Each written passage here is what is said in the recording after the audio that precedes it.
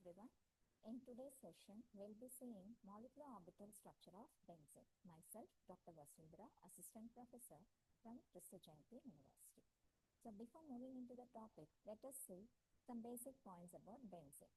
Benzene is an organic chemical. It is colorless and light yellow color liquid at room temperature.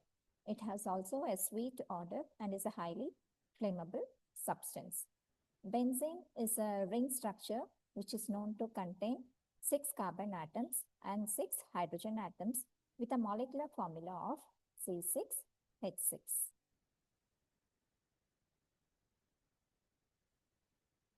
So if you see, this is the organic structure of benzene. So in this, we can say that benzene has got alternative double bonds in it. And all these double bonds in benzene are in complete delocalization. So they are in continuous delocalizations. So with this, we can say that benzene is able to exhibit a resonance kind of structure.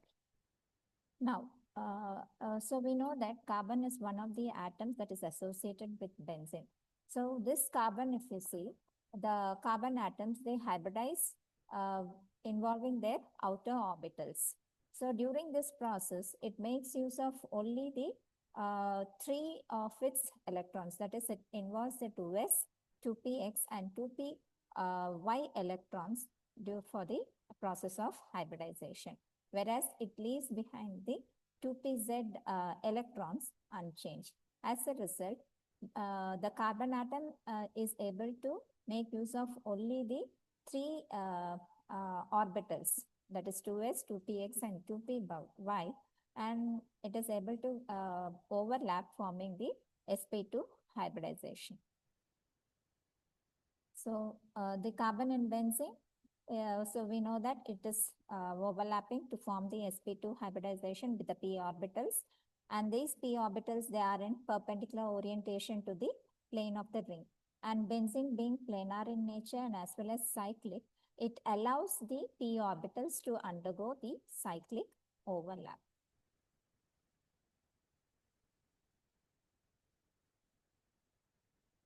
So there are 6 2p2 or 2pz atomic orbitals in benzene, which combine to form 6 pi molecular orbitals.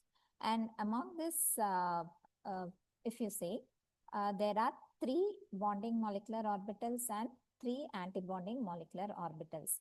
So these bonding molecular orbitals are represented as pi1, pi2 and pi3.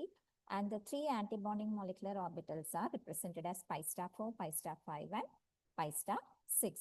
Now, the question is how this pi bonding is formed, or what is that type of pi bonding and how is it being formed here.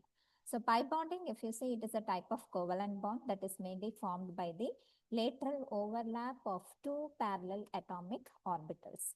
And this overlap is again of 2 types. So we have the out of phase overlap and in phase overlap. And when 2p orbitals, when they are overlapping out of phase, they create a destructive interference, forming the pi star antibonding molecular orbitals. That is, we have this pi star antibonding molecular orbitals.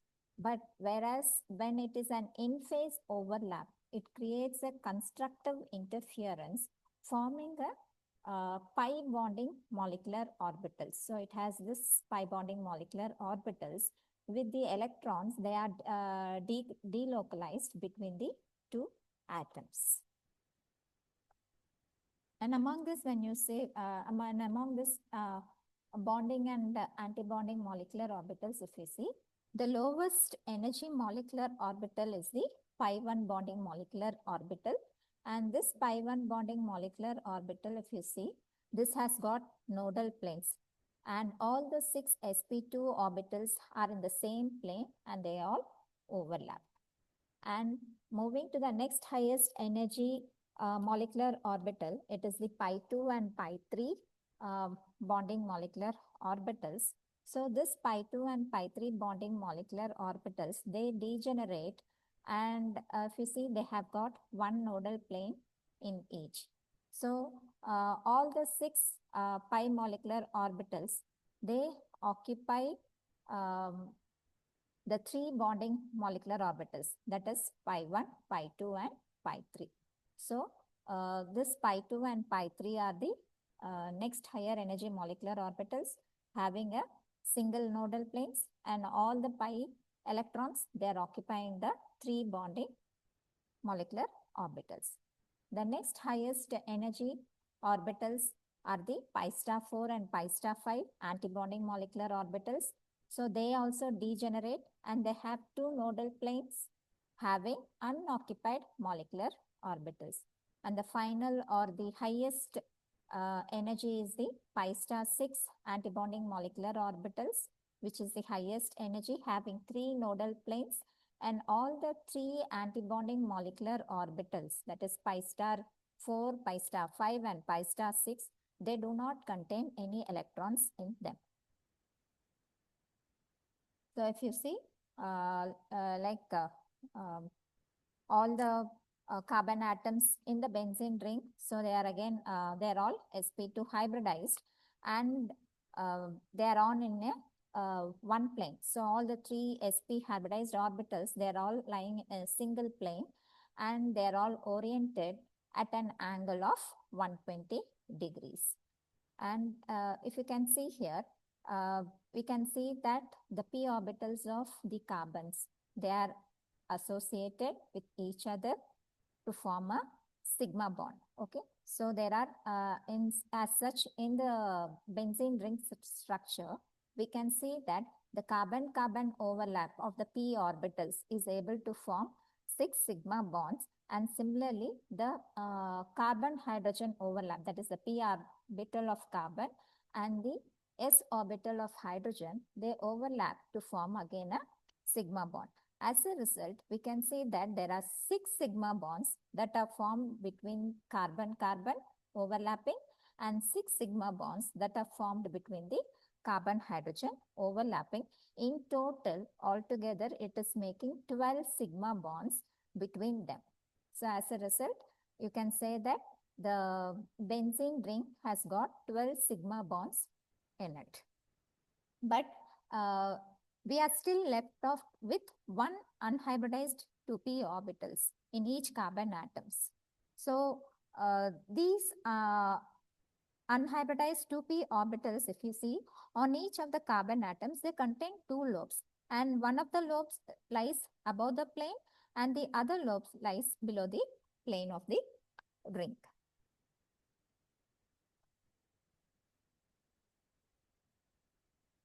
Now, if you see the type of hybridization here, so we said that carbon-carbon overlapping, it is able to form a sigma bond, and the kind of overlapping that is formed here is sp2 hybridization. Similarly here, the overlapping is taking place between the p orbital and s orbital. As a result, the kind of hybrid orbitals that is formed is sp2s overlapping that is formed here.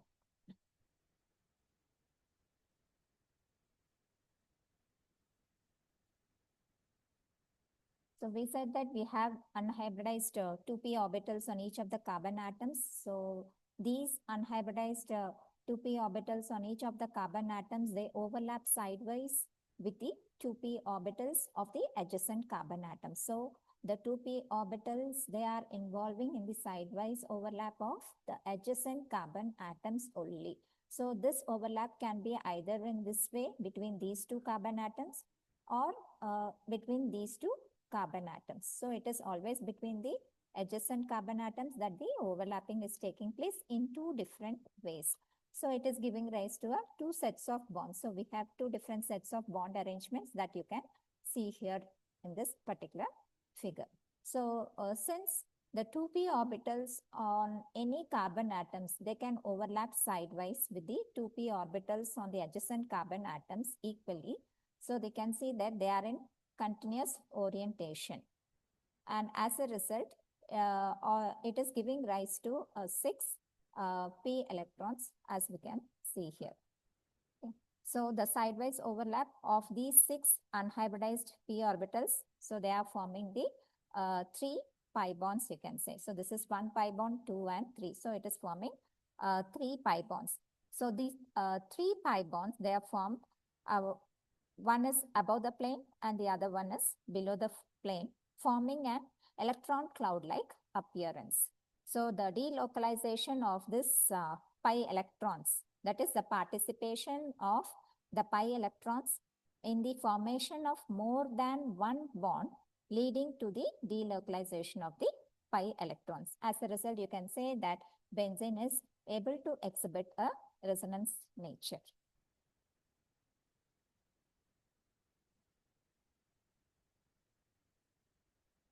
So the net result is that there are two continuous ring-like electron clouds, so forming above the plane and below the plane of the atom.